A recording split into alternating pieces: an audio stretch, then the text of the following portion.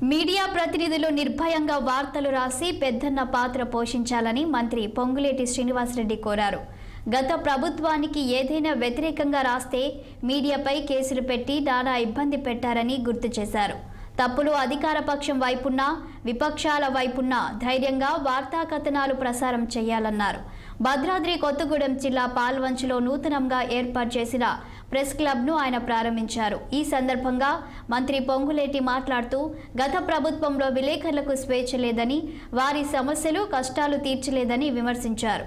ఇందిరమ్మ రాజ్యంలో విలేకరులకు ఇళ్ల స్థలాలు, విలేకరుల సమస్యలు తీరుస్తామని పునరుద్ఘాటించారు పొంగులేటి. ప్రభుత్వంలో మీడియా సోదరులకి స్వేచ్ఛ ఉండేది కాదు.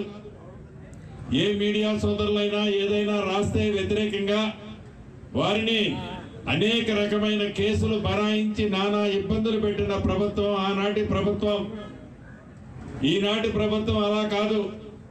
అది మీ మంత్రిగా శ్రీనివాసరెడ్డి గారి మీద, నా మీద కానీ, గౌరవ ముఖ్యమంత్రి రేవంత్ రెడ్డి గారి మీద కానీ నిజాలు లేకపోయినా కొన్ని రంగులు పింక్ కలర్ కి సంబంధం ఉన్న పేపర్లు ఏవైతే ఉన్నాయో, ఆ ట్యూబులు యూట్యూబులు అని చెప్పుకునే ఉన్నాయో, ఆ చేసే విమర్శలు నిజాలు కాకపోయినా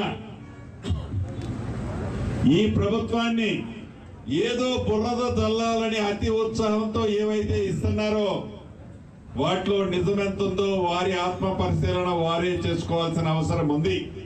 అయినా అటువంటి వారిని కూడా ఈ ప్రభుత్వం